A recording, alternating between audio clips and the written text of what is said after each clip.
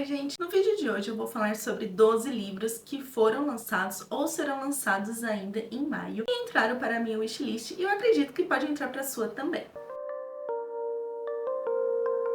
Antes de começar a falar sobre esses livros, vale lembrar que se você ficar com a vontade de ler alguma dessas obras que eu vou apresentar ao longo desse vídeo, o link de cada um está aqui na descrição. Então, para começar, o primeiro livro que entrou para a minha wishlist foi o livro Não Faz Meu Tipo. E nessa história, a especialista em reformas e recém-divorciada Maisie sabia que recomeçar a vida no rancho que herdou em Yao-Ming viria com seus desafios. A neve, os animais selvagens e as fofocas sobre o motivo dela e sua filha estarem ali. Mas ela não esperava um desafio maior ainda, que seria um inquilino mal-humorado. O rabugento e atraente Flint não é apenas inquilino de Maisie, é também um professor de matemática e técnico de futebol de sua filha. E isso significa que os dois terão que se ver mais do que gostariam. Enquanto a forte e independente Maisie procura um novo começo e o rabugento mais adorável Flint tenta superar seu passado, ambos descobrirão que há mais de um ou outro do que imaginam e que o amor pode estar em lugares inesperados, até mesmo em quem não faz seu tipo. Gostei da proposta desse livro porque aqui, além de ser um livro de cidade pequena, também vai ter aí um romance proibido, então acho que vai ser uma leitura agradável.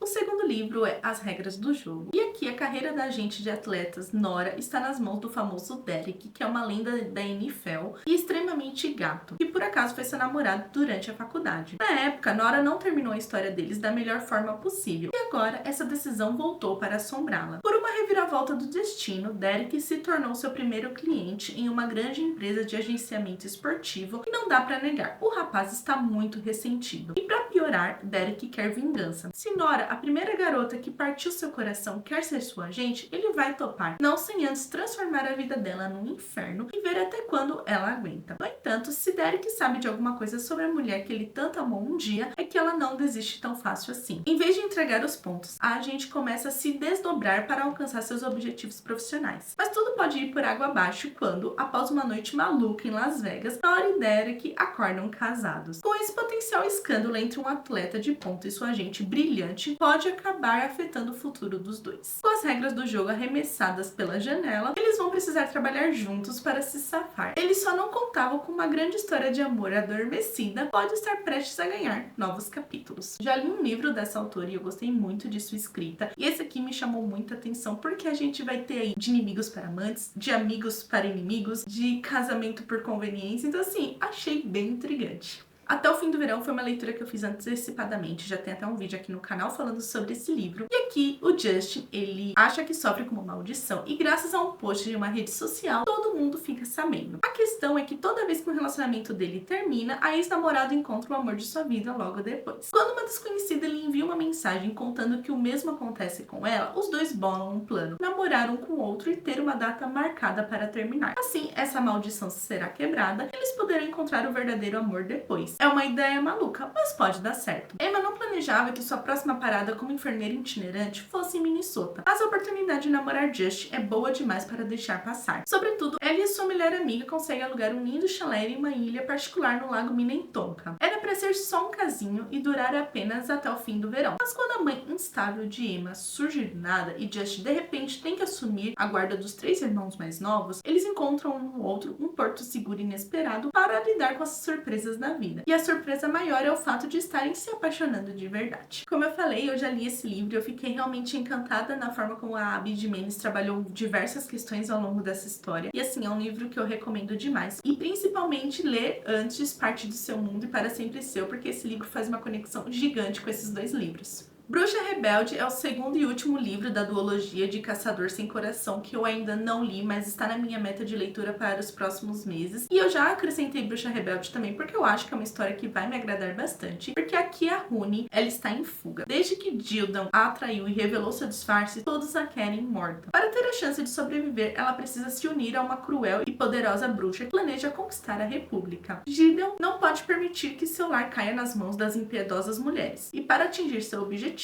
todas as bruxas devem morrer, inclusive Rune. Porém, quando ela lhe faz uma proposta irrecusável, os dois se juntam para realizar um plano perigoso, e logo Gildan se dá conta de que seus sentimentos por Rune ainda estão bem vivos. Então ele se vê diante de uma escolha terrível: sacrificar a mulher que ama e impedir um monstro de ascender ao poder, ou deixar Rune viva e ver o que o mundo pelo qual tanto lutou desmoronar. É uma romantasia que eu ainda não li, como eu falei, mas assim, quero muito. O Fogo Eterno também é a conclusão de uma duologia. O primeiro livro é A Melodia das Águas, que eu ainda não li, mas também é um outro livro que está na minha meta de leitura, porque eu amei a outra duologia dessa autora. E aqui, Leste-Oeste, Humanos e Espíritos, Bracken e Tamerlane, a Ilha de Candence sempre manteve um equilíbrio frágil entre si e seus habitantes. Mas agora Bane, o espírito do vento norte, empurrou tudo em seu caminho para fora de controle em uma tentativa de reivindicar domínio sobre todos. No oeste, a Daira tenta se adaptar a um modo de vida austero e feroz de Bracken, que logo percebe que talvez não tenha nascido para seguir tradições, e sim para ajudá-las. No leste, Jake, solitário sem Andaira, encontra a proposta ao cantar para todos os espíritos do fogo, agora reduzidos a brasas, e embarca em uma missão perigosa que o levará direto ao olho da tempestade. Enquanto isso, Cidra e Thorin lutam contra uma praga misteriosa que ameaça os Tamerlane, desafiando as leis da magia e fazendo pactos proibidos com os próprios espíritos. Com a ilha à beira do colapso, o dom de Jack com a harpa pode ser a última centelha de salvação, mas desafiar Bane é enfrentar a fúria do vento, e o preço cobrado pode ser alto demais, muito mais do que Jack, Andaira, Thorin e Cidra conseguirão suportar. Não li ainda o primeiro livro, como eu falei, mas assim, a proposta dele me instiga tanto que eu já adicionei também na minha wishlist e eu quero muito ler essa duologia. Como alcançar o sol depois de 10 anos longe, ela retorna à pequena cidade de Juniper Falls com um único objetivo: terminar o ensino médio sem ser notada. Marcada pelas escolhas erradas de sua família e rejeitada pelos colegas, tudo o que ela mais deseja é passar despercebida. Mas ser a irmã de um dos criminosos mais odiados do país torna isso impossível. Ao se mudar para casa em frente a de Max, seu melhor amigo de infância, ela percebe que o passado ainda pulsa. Max também carrega seus próprios fantasmas e uma vida que parece prestes a desmoronar. Reencontrá-la é como lembrar o que é ser visto de verdade, e o vínculo entre ele ressurge ainda mais intenso e profundo do que nunca. Mas quando uma nova tragédia ameaça jogá-los ainda mais fundo na escuridão, ela e Max são forçados a enfrentar as dores que tentaram enterrar, e terão que decidir se vale a pena lutar pelo que sentem. É um livro que aparentemente vai ter aí uma carga emocional, mas também vai ter uma jornada de recomeço, e eu adorei essa capa, adorei a proposta, então sem dúvidas entrou para minha lista de desejos. O Roteiro do Amor é um livro nacional da Rai Tavares. Aqui a Verônica ela pensou em realizar um sonho quando vendeu para o cinema os direitos do seu livro de maior sucesso, A Trilha do Coração. Alguns anos e muitos roteiristas depois, ela não consegue chegar a um acordo com a produtora e quer mudar tudo, do nome dos personagens às cenas mais queridas por ela. O que eles não sabem é que A Trilha do Coração foi inspirado em Henrique, o noivo de Verônica, que foi embora cedo demais. Por isso ela não vai deixar que estraguem tudo. Em uma tentativa de não perder o investimento, a produtora contrata Daniel, um roteirista experiente e arrogante, que promete fazer o filme acontecer. Para isso, ele vai viver um mês na cidade em que a história se passa. Mas Verônica jamais deixaria que o roteirista cínico, que não entende nada de histórias de amor, fizesse o trabalho sozinho. Assim, eles viajam juntos para uma mansão em Atibaia, onde vão precisar deixar as diferenças de lado se quiserem que A Trilha do Coração ganhe as telas. Entre sessões compartilhadas de escrita, alfinetadas e drinks na piscina, Verônica começa a conhecer um outro lado de Daniel, mais suave e interessante.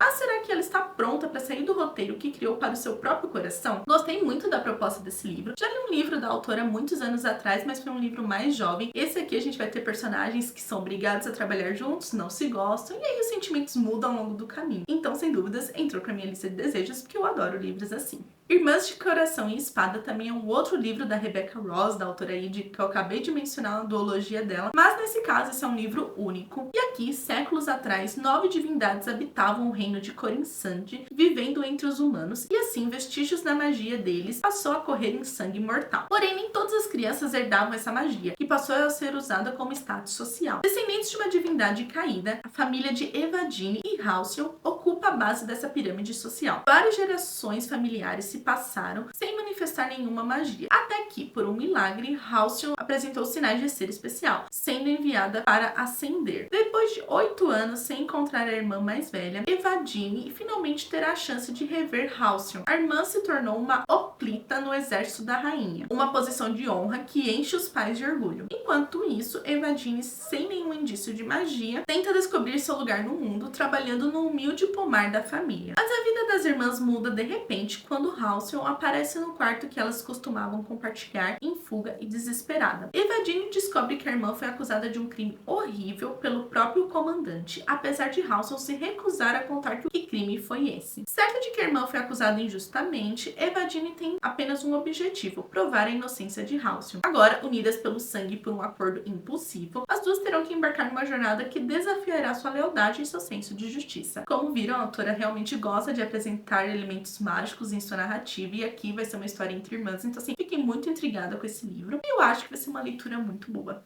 Contos de Fadas é uma continuação de Uma Alma pela Metade, que foi um livro que eu amei. É um livro jovem adulto super gostosinho de acompanhar, mas nesse livro é um livro narrado numa outra perspectiva, com outro personagem, então eles podem ser lidos de maneira independente. E aqui a elfa está caidinha pelo elegante Sr. Benedict, irmão do seu patrão. Até estaria tudo bem se não fosse por um probleminha. Ela é apenas uma criada, e criadas não se casam com cavaleiros de alta sociedade. Além do mais, a sensação é de que a vida dela está indo de mal a pior. A maior prova disso é quando seu caminho cruza com o de Lord Blackthorn, um férico muito interessante na cultura inglesa. Ela sempre temeu fazer acordos com féricos, mas apesar de ser resistente às propostas do Lord, a rotina da criada é tão terrível que ela está disposta a arriscar o próprio destino por uma chance de algo melhor, e quem sabe ser notada e amada. Então os dois fazem um trato. Ele a ajudará a conquistar o coração do Sr. Archibald, e em troca ela deverá costurar 10.000 pontos na casaca favorita dele. Agora a elfa tem 101 dias e 10.000 pontos para fazer o Sr. Archibald se apaixonar e pedir em casamento. Porém, talvez o maior desafio de todos seja não começar a ver com outros olhos o férico de que tanto desconfia. Como eu falei, eu amei o outro livro, eu fiquei realmente encantada com a forma como o autor apresentou tudo, sabe? Aquele livro bem conforto mesmo, sabe? Bem gostosinho de acompanhar, que tem uma pegada de fantasia, de romance, de época, sabe? É uma mistura assim muito boa. E esse aqui eu estou com muita vontade de ler. Meu nome é Emília Del Valle, e no final do século XIX, uma noviça irlandesa se envolve com um aristocrata chileno em São Francisco, nos Estados Unidos, e dá à luz a uma menina chamada Emília Del Valle. Abandonada pelo pai antes mesmo de nascer, Emília é criada pela mãe e por seu amoroso padrasto, tornando-se uma mulher independente à frente do seu tempo. Para realizar o sonho de se tornar escritora, Emília está disposta a desafiar as normas sociais. Aos 17 anos, começa a publicar romances policiais com pseudônimo masculino. No entanto, quando esses universos fictícios se tornam insuficientes para satisfazer seu espírito aventureiro, ela se envereda pelo jornalismo, convencendo o editor do Daily Examiner a contratá-la. Lá, ela começa a trabalhar com o talentoso repórter Eric. À medida que Emília conquista seu espaço no jornal, sua inquietação aumenta, até que surge a oportunidade de cobrir a guerra civil em plena efervescência no Chile. Ela parte então com Eric para a terra de seu pai e mergulha no confronto violento do país. Em meio aos horrores da guerra, Emília encontra também o amor e sente um chamado profundo das próprias raízes. Primeiro que essa capa eu achei assim lindíssima, e eu nunca li nada dessa autora, mas a proposta desse livro, somada a essa belíssima capa, fez com que o livro entrasse para minha lista de desejos.